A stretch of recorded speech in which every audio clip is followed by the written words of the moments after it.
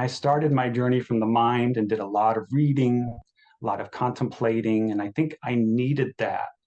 In order to understand that, I also needed to seek experiences of the heart. Hello and welcome to the Wordful Woman podcast. I'm Christina, your host, and my guests are people who operate at the intersection of science and spirituality. It is my great pleasure today to speak with CJ Monzyk. Welcome to the show, CJ. It's so good to have you. Hi, Christina. Thank you. And it's my pleasure to be on your show. Thanks for inviting me. Oh, it's such a pleasure. Dear listeners, CJ Monzyk is a principal engineer who works in air separation technology research and holds several patents. He has practiced Peruvian shamanism, is a Reiki Master, Kriya Yogi, and a musician. Ever since he was a small child, CJ has been led by a strong desire to know how things work and why they are the way they are.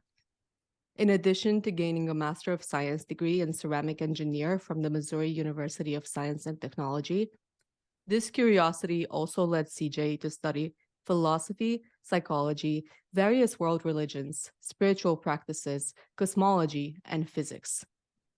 I'll kick things off today by sharing a quote from an essay titled The Universe from My Point of View that CJ wrote in 1998 when he was a student. Some people have come as far as they can in explaining the world around them and are perhaps waiting for science to answer their questions once and for all.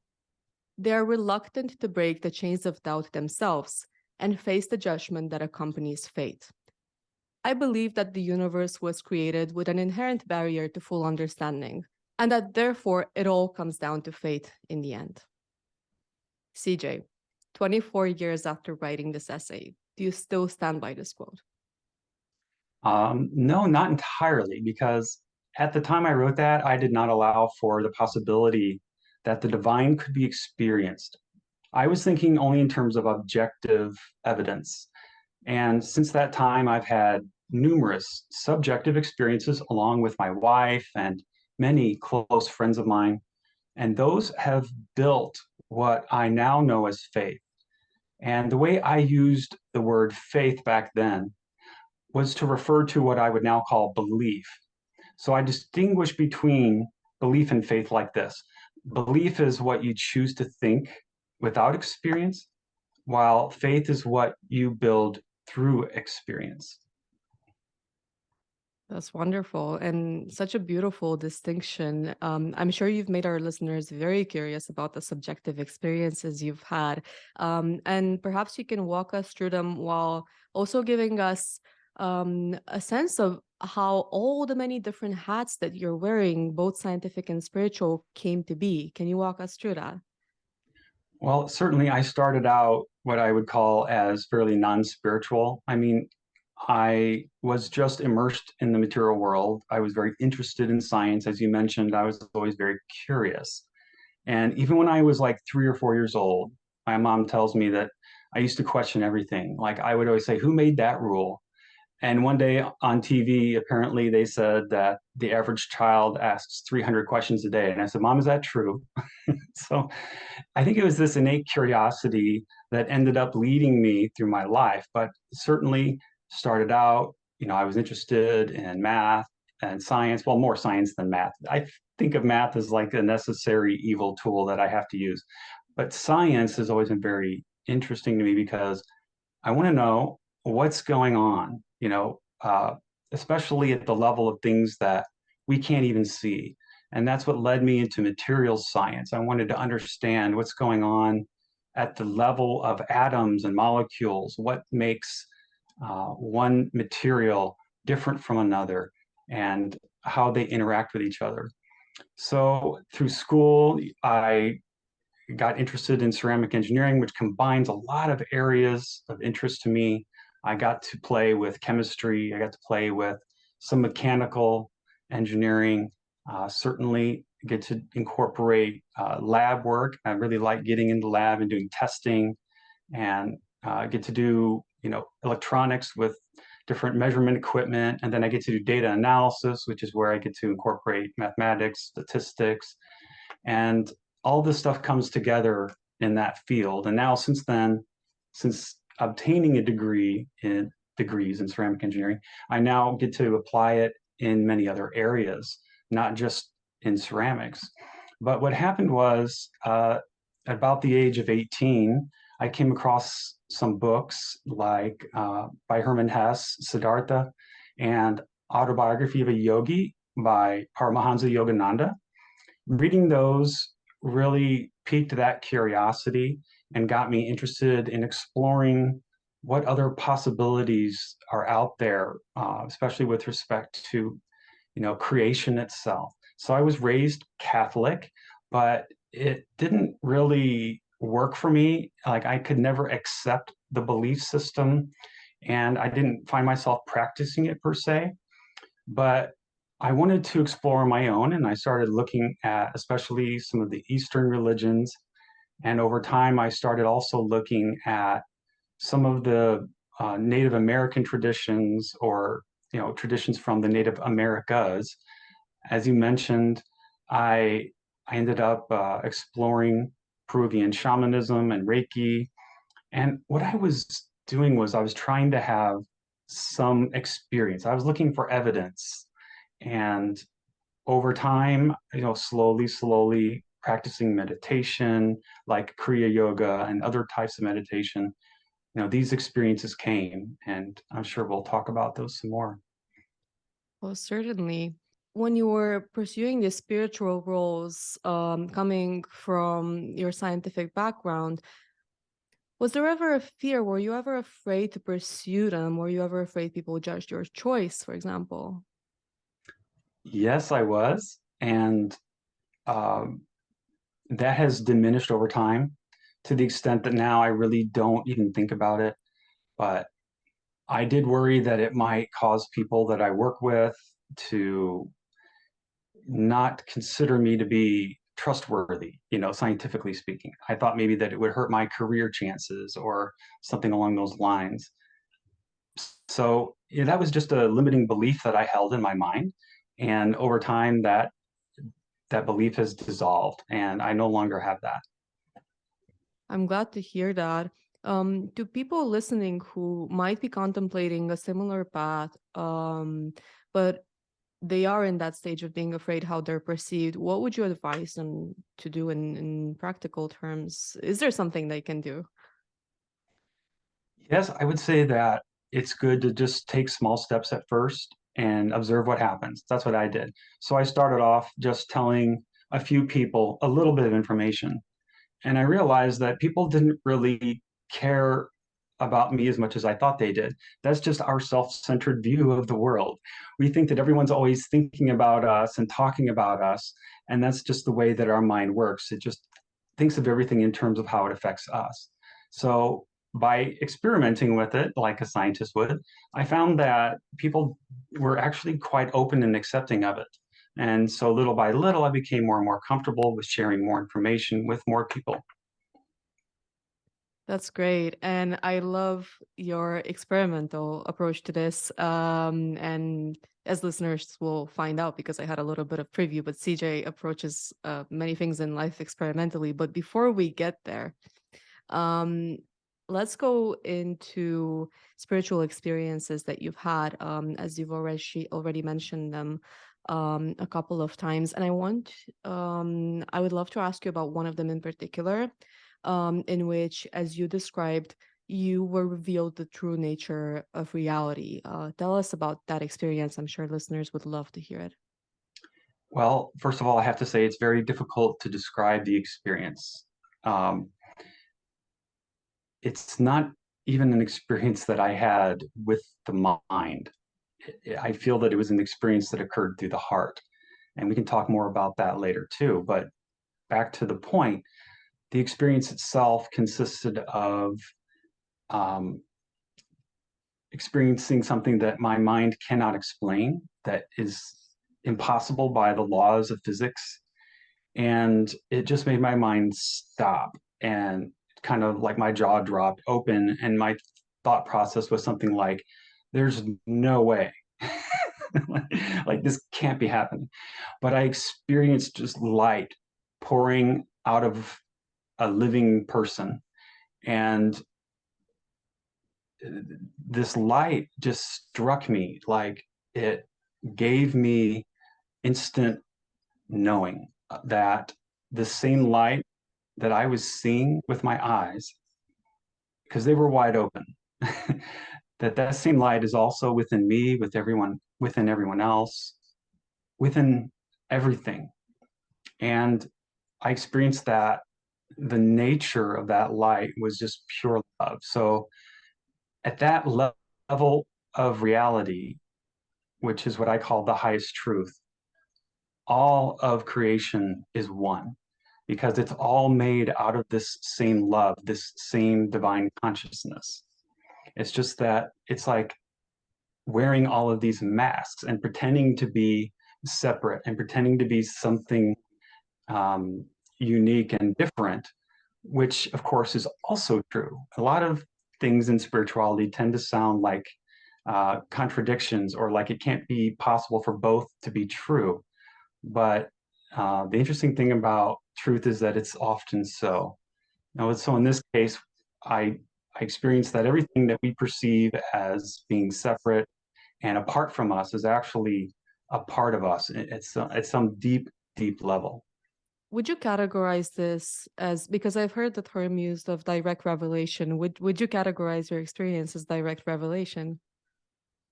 Or would you say, or would you use a different term for it, if any?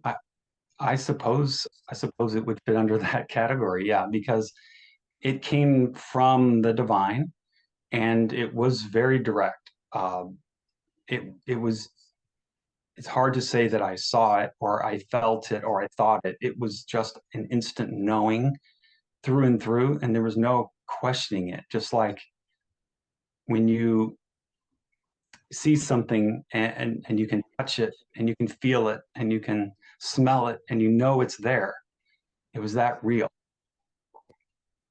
And you talked about this light that was emanating from a living person. Can you tell us more about that? Where were you when you had the spiritual experience? And was it planned? Was it spontaneous? How did it occur?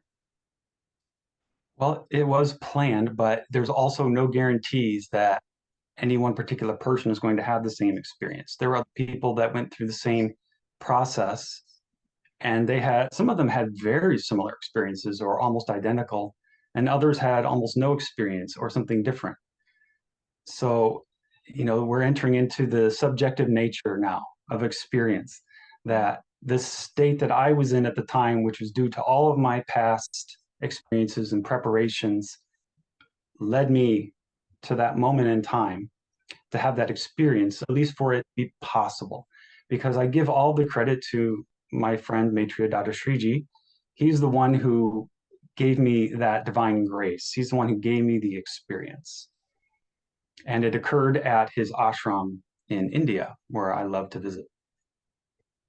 And our listeners who have listened to the previous episodes will be familiar with Maitreya Darashriji, as we had Dr. Kriti Nanda, who told us about him and his work and the research work that has gone into the spiritual process developed by him. So, dear listeners, that is also another very interesting podcast episode to go into. CJ, why do you think different people have this experience in different ways? What do you think ultimately makes the difference? The mind. So it all has to do with the limiting beliefs, the limiting experiences that we've had and how they impact us. So they leave impressions in our consciousness and sometimes even in our bodies, the different layers that comprise what we call us. And some of these aren't yet known to science, but they can leave behind different kinds of blockages which affect the way energies flow. And ultimately, I think it comes down to whether our hearts are able to receive. So the mind can certainly get in the way and wants to drive the boat and can block the heart from ever having that access or having access to the heart. So the divine is always offering the grace to everyone, and it's a receiving game. It's not about some people are more worthy and the divine is giving more to them. It's just about our ability to be in that state to receive completely. You talk about the difference between the understanding at the mind and the heart level. Um, I know this is probably very difficult to capture into words, but if I may ask, maybe an attempt at it, how would you explain the difference between the two, the mind and the heart understanding, and what do you see as the role of each? Because I feel so often we are very well trained to understand with our mind, but perhaps not so much with the heart. So could you share with us a little bit on that? Sure. Well, the mind is very good at solving problems, but when it comes to guidance, the mind leaves us with uncertainty. So it starts creating many options for us. And then we try to choose between them. So we have option A, option B, option C, etc. And the mind tries to compare them, evaluate them in order to make a decision about which way to go. But the mind really wasn't meant to guide us. So I like to think of trying to make the mind my friend, and rather than using it to create blockages, trying to let the heart provide the guidance. So our hearts, they won't operate a car to get us where we want to go. For that, we have to use our mind, but our hearts will help us decide which destination will be best for us at the time. And I started my journey from the mind and did a lot of reading, a lot of contemplating, and I think I needed that. In order to understand that, I also needed to seek experiences of the heart. Your mind led you to your heart. That's beautiful. It's the longest journey, but it's only 18 inches. Oh, that's a wonderful saying. I would like to go back to your spiritual experience because you talked about this idea of light, of the highest truth, the highest reality. And I know from our previous conversations, we also talk quite extensively about love as being part of this ultimate reality. That really stood out to me because in spiritual communities, we often hear that phrase love and light. And I found it really intriguing that both of them featured in your experience. And I was wondering if we could leverage your scientific background and ask you, how would you say that love and light relate from a scientific perspective? Yeah, it's hard to talk about them in the way that I experience them scientifically. So I would say the love and light I experienced were purely subjective experiences, whereas science tends to concern itself only with the objective. What I experienced, I core reality and is currently unknowable to science. As you know, this is not the light that we talk about in science. This isn't photons. It's a more fundamental type of energy, which underlies all of matter and energy as we know it, all of that which can be scientifically perceived. And this energy is known in the East. It's called as Shakti in the Sanskrit language. And this energy I perceived as light, I would analogously say it's like the fabric out of which everything in creation is fashioned. And by this analogy, the thread out of which this fabric is woven could be said to be love. And of course, that love also cannot be scientifically measured. Tell us more about Shakti. Uh, Shakti is considered to be a feminine energy, and it is also kind of like a power. There's no one word translation for it into English, but it is that which drives everything, which powers everything, gives everything motion, and causes things to change. And so it like supports everything, it holds it up. It's almost like you could consider that, there's a layer below the physical, which is supported by the Shakti. And beneath that, at the very bottom, would be the love. Do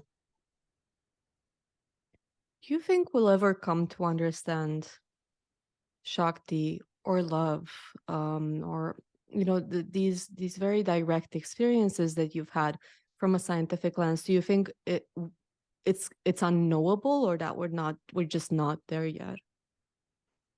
I do think that we may one day be able to detect or measure Shakti. Um,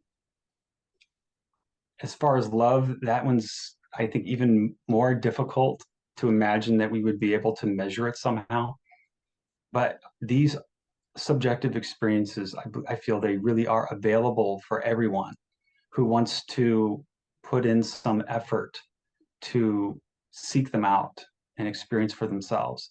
So there is a sense in which, we could have a large enough sampling of individuals who are seeking this experience, and some percentage of them will have the experience, and then we could compare their experiences, and we could attempt to use some kind of scientific process for that. But ultimately, not being purely objective, it doesn't typically fall under the purview of what we would call scientific research. On one of the previous episodes with Dr. Adam Rizvi, we did talk about how Western science should give more credence to subjective experiences and incorporate them more. And I feel you're raising a very similar point. So thank you for that. Of course, I am biased, but I really do agree. And for people who do want to have these experiences or similar experiences for themselves, are there any pitfalls that, in your view, they should be aware of? Well, yeah, so I took, as you have mentioned, a scientific approach to it in that I experimented in order to acquire data. But the data did not come right away. So I would say, don't give up. It took me years of daily practice before I had one such experience I was seeking. I would also advise against attempting to raise the spiritual energy called Shakti contained along the spine, and it's usually referred to as Kundalini, unless you have the grace and guidance of an awakened master. And these mystical experiences are not really required. In fact, attachment to them can hinder our spiritual growth. So, what is required is that we seek to become better versions of ourselves. We need to transform to become more loving and understanding of others. That is the need of the hour. And now is the time to bond with our inner divine, to bond with any form of the divine that we feel naturally connected to. And that is what Maitreya Dada Shriji is here to help us do. He just wants to be our friend and help us to develop this bond with the divine, whatever form we choose. And that leads me to another important point that I'd like to make. You do not need to do it all by yourself. So I consider this another pitfall that I had fallen into myself. The divine is waiting there to help. I received immense help in the form of grace from Maitreya Dada Shriji, and I would not have had these experiences on my own. One who is already in that state of consciousness is able to help others experience it. And that is exactly what happened to me. He was able to give me a taste of what it is like. He is a transformation specialist. And if you want to transform, then it makes sense to seek the help of someone who knows the way and can help you get there through the use of grace. And there's nothing that grace cannot do in my experience. So why wouldn't you accept grace in your life? Why wouldn't you accept help? I think that's a beautiful message. And my mind is urging to ask you, CJ, what is grace? Grace is the way the divine functions in our lives. So that is something which is very mysterious to our minds, but it's like divine intervention, really. And there's a certain portion of our lives that are actually being influenced by grace. We have free will, of course, but I've come to understand that there's also this component of like just pure, just caused by pure love of the divine for us. where the divine helps us along. And it's like the divine reaches down and pulls us up to a higher level. Something that you previously shared with me is that since the age of 18, you were on a quest to find evidence of a creator. Um, would you say that the evidence you found was congruent with the understanding of reality that you derived from direct spiritual experience? And if so, what are some examples of the scientific evidence you found? Well, I would say that the evidence I found is congruent. Um, the evidence suggested to me that the universe has these kind of tuned constants or relationships between different parameters that seem just right for the conditions needed for us to even be here to observe it. So, for example, according to Stephen Hawking, who most people have heard of, he's a renowned physicist, if the electric charges of the fundamental particles composing matter, such as the electron, if they were just slightly different, then either stars wouldn't be able to burn hydrogen and helium, or they would not have eventually exploded in, like supernova or nova once they have depleted those elements.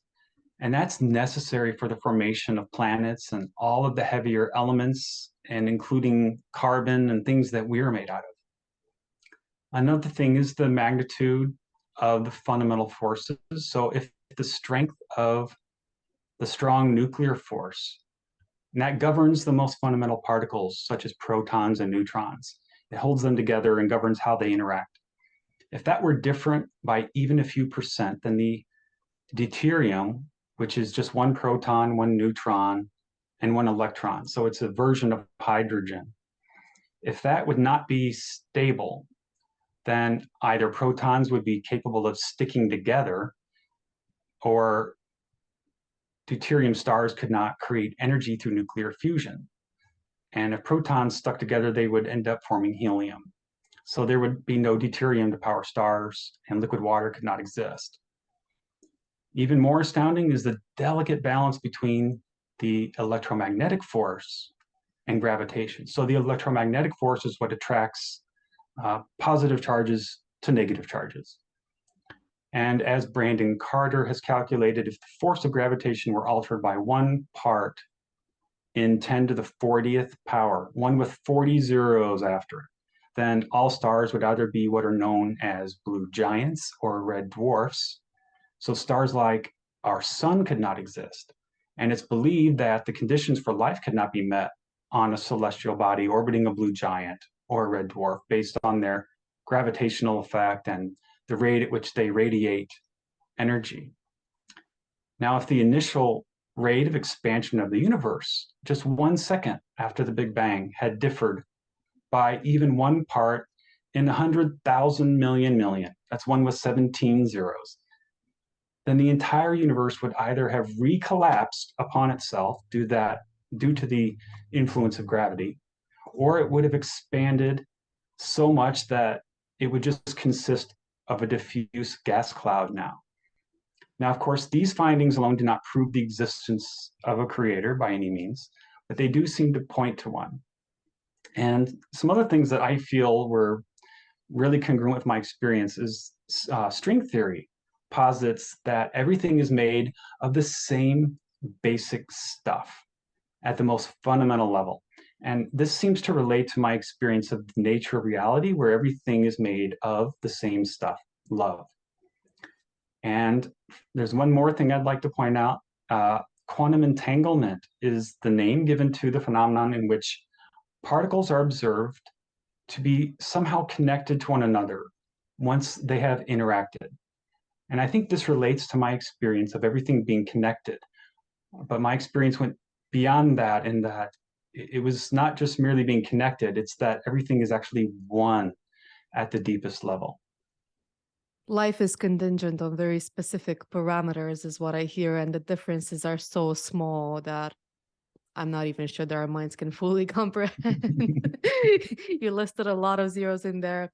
And I love your mention of quantum entanglement, considering that the 2022 Nobel Prize in Physics went to work in quantum entanglement. So um, hopefully we will get a lot of advancement on that front, and it will help uncover more about the nature of our reality, hopefully within our lifetimes.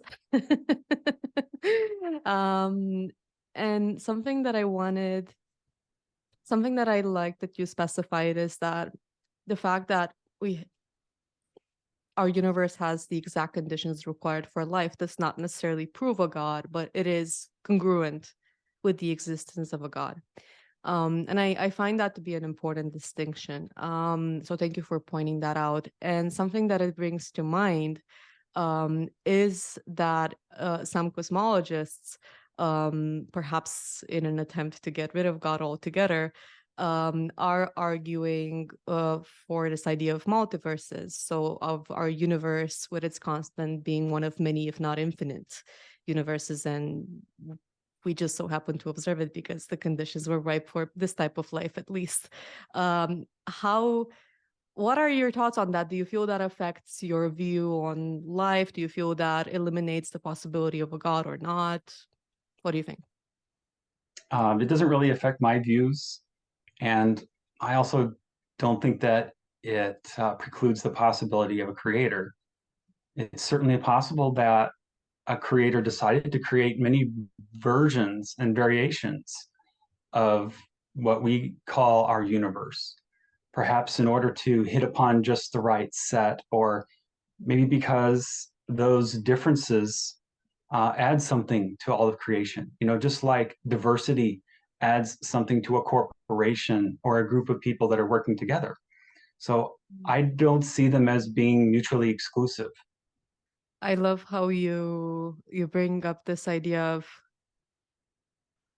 iterations. It's interesting because a failure, failing and trying again and improving on things is a very human thing to do. And if we are indeed made in the image of God, who's to say that's not the way God works as well?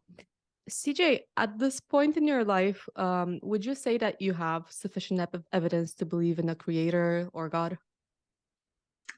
Well, going back to my previous discussion about the word believe, I would say that it's beyond belief for me now.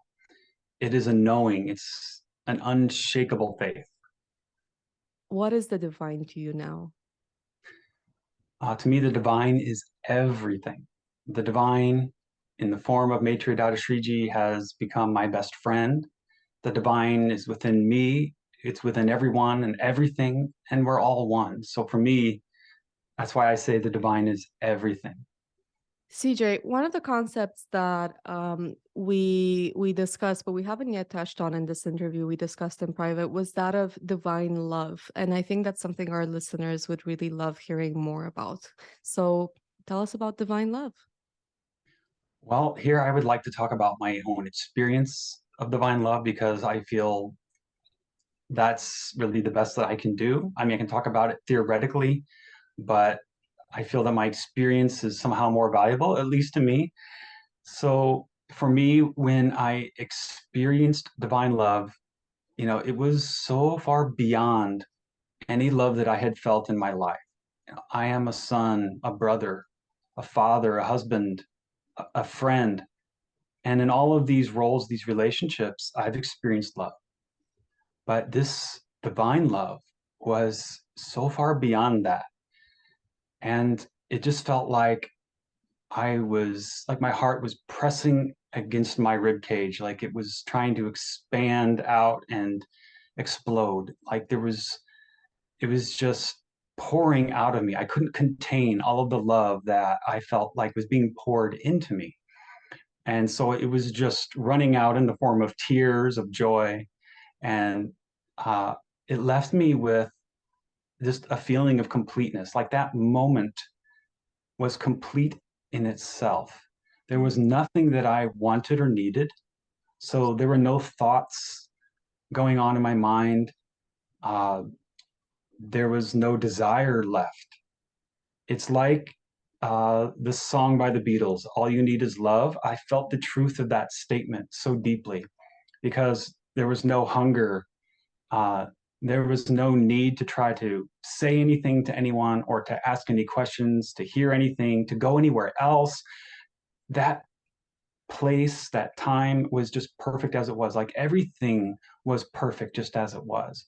And it left me with such a deep feeling of peace that I just wish everyone could experience it, because it was the most beautiful experience of my life. And it's actually happened to me more than once, which further builds that faith and helps my mind to accept that this is a real experience.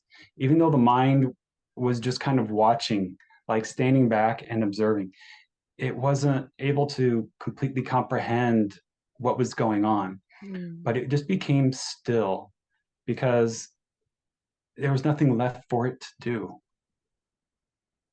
I have to say, right before you mentioned that the mind didn't quite know what to make of this experience, what my mind was telling me was, oh my God, that is so scary. That complete lack of control. I don't understand it. My heart was happy, but There the was mind did not. no there was no fear whatsoever, I assure you. Oh, that's great. And while we're on the topic of the mind and heart, I think a lot of us lean quite heavily on our minds. Like you said in the beginning of your journey as well, that your mind eventually led you to your heart, but you were leaning more on your mind in the early stages of your journey. And something that I I want to say I feel, which is ironic because it's about the mind, but that I feel at present is that my mind is not quite happy. It's not content with the understandings of the heart. There are things you can only understand with the heart, such as love. And my mind is happy with that particular one, but there are other things, such as certain direct spiritual experience. My mind says, yeah, I know the heart gets it, I know it sounds good to the heart, but that's somehow not good enough for me. And I was wondering if you have any ways that the intelligence of the heart can be explained to the mind, or that we can bring the mind on board a little bit more, have it not push that hard against our experiences. So, as I said, the mind cannot really understand the experiences of the heart. But after my experience of that truth, the one that I referred to as the highest truth, my mind was just stuck like it was in a state of shock, but in a good way. My mind was just in awe of the experience. And it just kept repeating the same phrase over and over like a broken record until I went to sleep that night. But that experience only came after my mind had been prepared. So if the mind is not prepared first and is very actively questioning and trying to understand, then it doesn't allow the heart to experience. So the mind needs to be prepared first so that it has its questions addressed and it can be in a more relaxed state. There are also energetic components to this, as the Shakti energy that I mentioned needs to be able to move freely within our body. So blockages within us need to be dissolved. And these blockages are created by the mind as we live our lives. And all of this happened with the grace and guidance of Maitreya Dada Shriji. And I've witnessed that the intelligence of the heart is unlimited and vastly superior to the intelligence of the mind. But it is not so easy for most people to utilize the intelligence of the heart because we have allowed our minds to control our lives. So, for the mind's understanding, the heart is the seat of the divine within us. And when we have that bond with our divine, we can access that intelligence of the divine, which again is everything in creation. So there's nothing that it can't tell us. That sounds very tempting even to the mind, I have to say. So I think you found a way to bring the mind on board as well. And I want to ask you, because I don't think that I've personally had a spiritual experience that they were impactful, but I wouldn't say they were as impactful on my life as the one you have described. And it's very difficult to compare having that understanding of the nature of reality. I never quite had anything like that. Um, but I did find my mind doubting them sometimes. Did that also happen to you? Yes, it did. that's just the way the mind works. So after the experience, my mind tried to find ways to explain it away. But try as it might, it failed. I could not explain what I had experienced through what I know as the laws of physics. Um, and then, such things like my experience of divine love came again. And so that further just broke down the ideas that my mind was trying to create as far as, oh, it didn't really happen, or was it just a trick, or, something like that. So I think, that faith is what I'm talking about. That gets built through our experiences. I was about to ask, what kind of explanations did your mind make up? What was the most far-fetched one? Oh, I don't know. Everything from the idea that I was hypnotized somehow to, um, that I was drugged without my knowledge. Who knows? But I know all of these things weren't true. And it was just really grasping at straws to try to come up with some explanation, which made it easier to just let go of. Mm. And the mind can be incredibly creative. However, at this point in your spiritual journey, you have mentioned to me previously that you do not seek answers anymore. So tell us, what do you mean by that? Well, I found all of the answers I was looking for. I learned that I couldn't get them from books. I mean, I found the information I was looking for in certain books, but I couldn't know if it was actually true or not. It was not until I experienced it that it became my personal truth. And with the grace of Maitreya Shriji, I experienced pure, unconditional divine love and the experience of the highest truth I spoke of, in which I knew that everything is one at that most fundamental level. And the experience of divine love was just complete in itself. There was just nothing more to seek or to want in that moment. Everything was perfect just as it was. So I I just feel like, what else is there to seek? Once you've reached this state where everything is perfect, you just want to stay in that state. I just want to, experience that again. And I want to help other people experience it. Something that I haven't asked you, but I would love to take the chance to ask you now. The very first books that you mentioned that set you on your spiritual path, how did how did you come across them? I don't really know. I mean, how did these things happen? I feel like somehow the divine was operating in the background and making it happen. But it's been many years now, and it's hard for me to remember, 25, 30 years ago, what it was exactly that led to that book landing into my hands and why it even looked interesting enough for me to open. Mm. I honestly don't know, especially with Siddhartha by Herman Hesse. I just have no recollection of why I started reading that book. But then I think after that book, I got more interested in the whole idea of spirituality. So then when I came across Autobiography of a Yogi, just the title alone was intriguing to me. So that I remember coming across that book and wanting to read it right away just from the title. But I really think that there's things that we call coincidences in our life, which are actually the divine operating and leading us to things that we're ready for. Have you had any other coincidences like Oh, that? so many. I don't even know where to begin. And I now see them as grace operating in my life. And I've learned that when you are willing to acknowledge that grace, it actually brings more grace into your life. If you discount it as coincidence, you are shutting the door on grace. You're not completely cutting it out of your life, but you're saying no to it. I found that in my personal experience as well. So, CJ, for anyone who's curious to learn more about everything that you shared today, be it scientific, spiritual, at their intersection, could you recommend some resources for our listeners?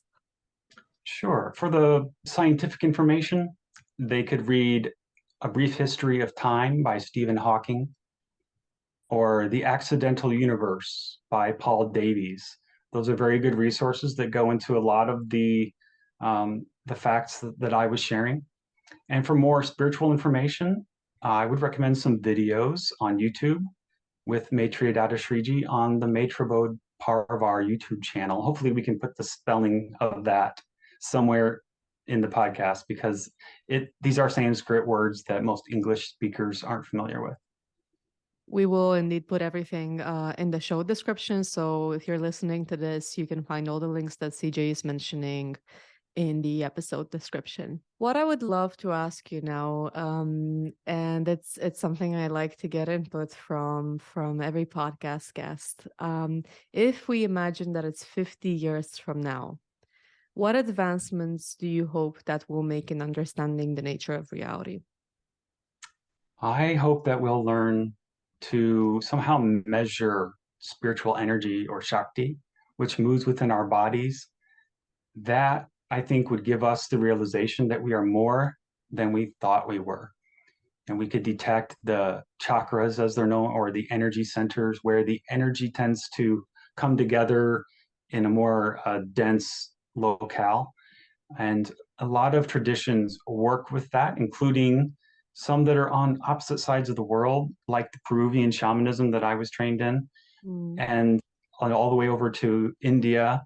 And then you have the Chinese working with similar systems of interconnected channels or like threads that the energy is flowing along.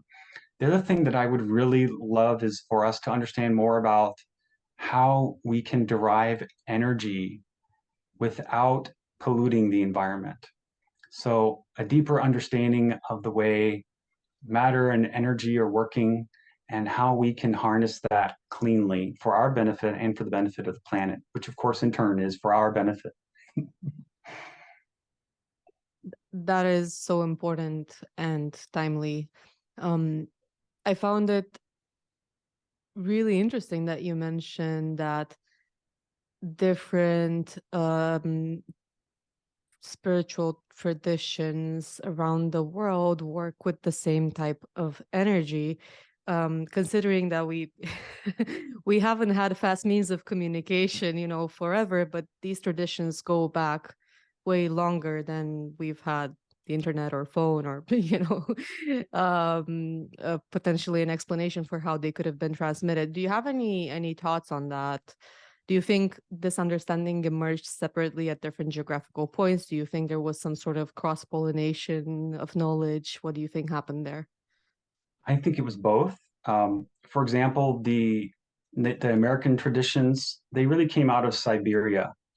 And we still see that there are shamans in Siberia practicing the same things that came across the land bridge that formed between Alaska and Russia, and came all the way down through the Americas, and now leaves footprints as the Native American traditions, and all the way down into South America, which would include the Peruvian shamanism. But then you have what's going on the other side of the world. You have India and China and some of these other really old civilizations that have their own understandings and their own systems, which have now been inculcated into various religions like Buddhism and Hinduism. And I don't even know what all the different names of the isms are in China, but they're all so very similar when you study them. And CJ, if you could be remembered for just one thing, what would you like that one thing to be?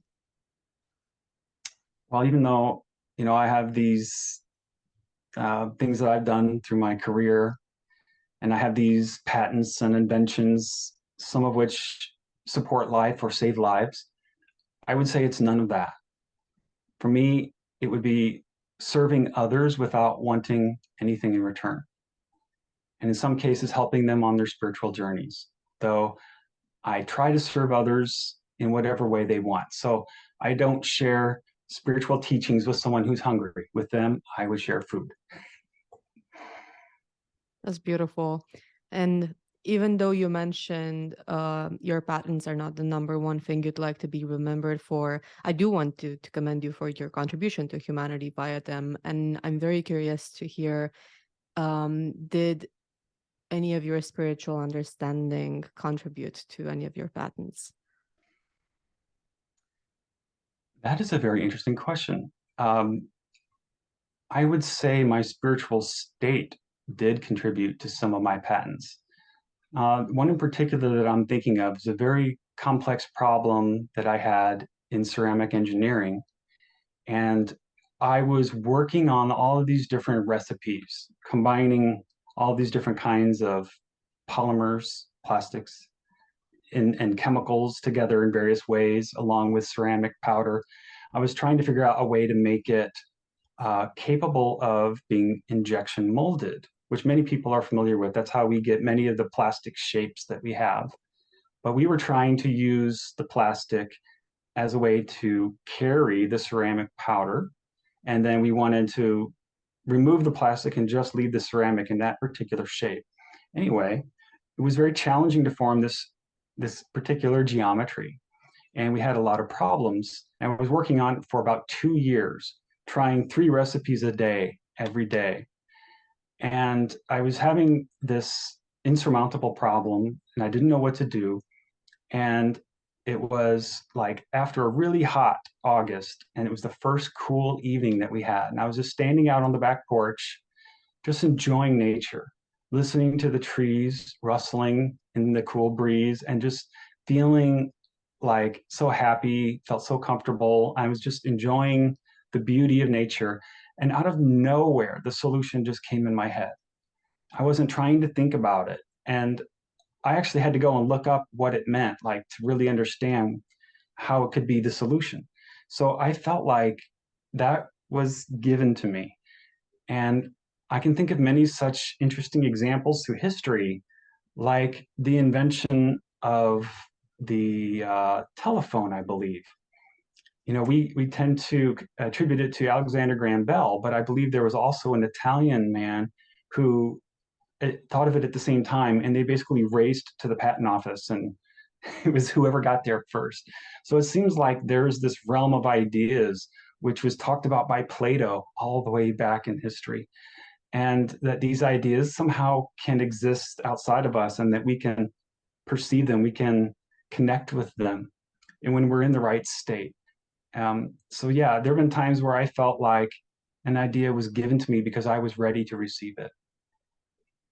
Thank you so much for sharing that. And I think it's a new angle to how spirituality and science can be blended by effectively being presented with the solution when you're in a state to receive it. And right before you gave the examples, I was about to say you're in very good company, because I believe Einstein as well had an experience like this.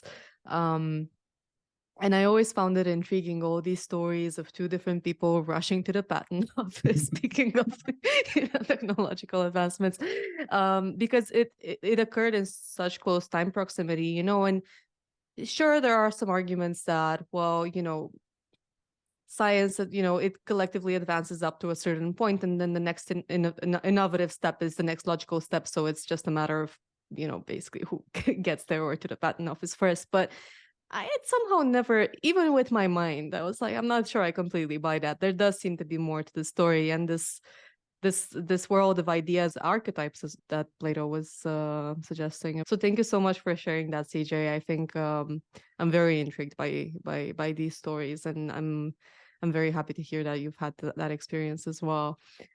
I will continue on the topic of one things. So for our listeners, today, if they were to walk away with just one thing from everything that you shared, what would you like that one thing to be? I would like it to be, now is the time to work on becoming a better version of yourselves and develop your bond with the divine in whatever form seems most natural for you. Beautiful.